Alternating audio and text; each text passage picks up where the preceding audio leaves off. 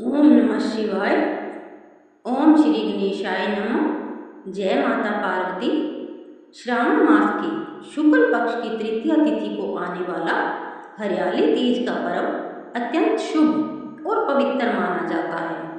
यह व्रत विशेष रूप से माता पार्वती और भगवान शिव को समर्पित है। मान्यता है कि इस दिन श्रद्धा और विश्वास से व्रत तथा कथा सुनने से अखंड सौभाग्य, सुखी वैवाहिक जीवन और मनोकामनाओं की पूर्ति होती है। बहुत समय पहले की बात है। पर्वतराज हिमालय और माता मैना की पुत्री पार्वती बचपन से ही भगवान शिव को अपने पति के रूप में प्राप्त करना चाहती थी। उन्होंने मन, वचन और कर्म से केवल शिव जी का ही ध्यान किया, लेकिन भगवान शिव गहन तप में लीन थे और संसार के मोह से दूर थे। जब माता पार्वती विवाह योग्य हुई, तब अनेक देवताओं और राजाओं ने उनका हाथ मांगा।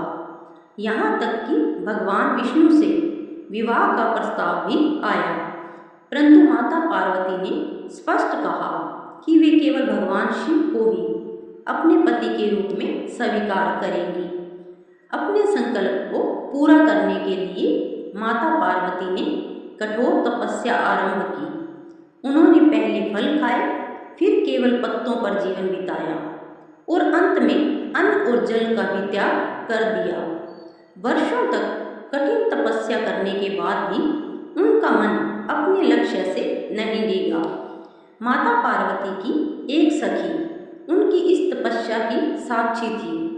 जब उसे ज्ञात हुआ कि हिमालय राज उनका विवाह कहीं और करना चाहते हैं, तो वह माता पार्वती को एक घने वन में ले गई, जहाँ वे बिना किसी बाधा के भगवान शिव की आराधना कर सके।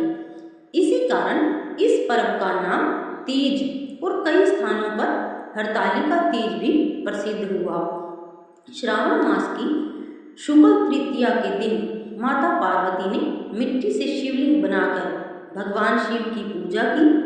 उन्होंने निर्जल व्रत रखा, रात्रि भर जागरण किया और पूरे मन से शिव जी का स्मरण किया।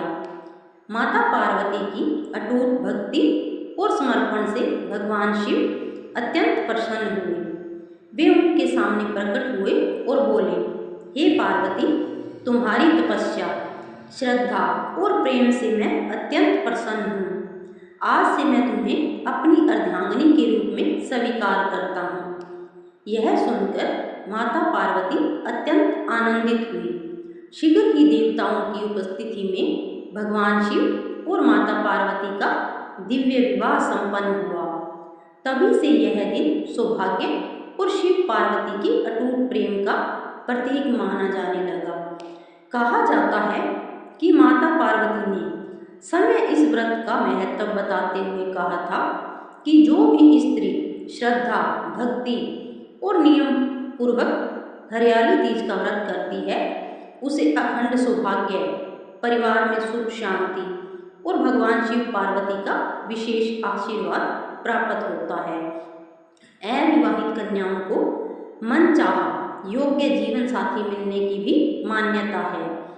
इस दिन महिलाएं प्रातः स्नान करके हरे वस्त्र धारण करती हैं, हाथों में मेहंदी लगाती हैं, 16 श्रृंगार करती हैं और माता पार्वती तथा भगवान शिव की विधि पूर्वक पूजा करती हैं। उन्हें बेलपत्र, धतूरा, पुष्प, फल, मिठाई और श्रृंगार का सामान अर्पित किया जाता है। कई स्थानों पर झूले लगाए जाते हैं और सावन के गीत गाए जाते हैं। वातावरण भक्तिमय और आनंदमय हो जाता है। हरियाली तीज केवल एक व्रत नहीं, बल्कि प्रेम, विश्वास, धैर्य और अटूट समर्पण का संदेश देती है।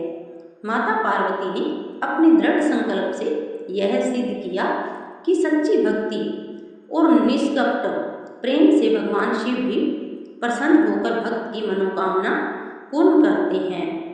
जो श्रद्धालु हरियाली तीज की इस पावन कथा को श्रद्धापूर्वक सुनता या सुनाता है, भगवान शिव और माता पार्वती उस पर अपनी कृपा बनाए रखते हैं।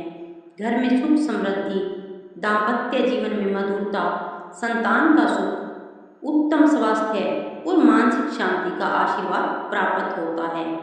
सभी प्रकार की बाधाएं दूर होती हैं और जीवन में मंगल का वास होता है।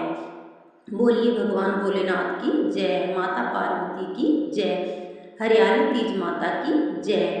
अगर आप लोगों को ये वीडियो पसंद आई हो, ये कथा पसंद आई हो, तो वीडियो को लाइक करें, ज़्यादा से ज़्यादा शेयर करें और चैनल को सब्सक्राइब करना बिल्कुल ना भूलें।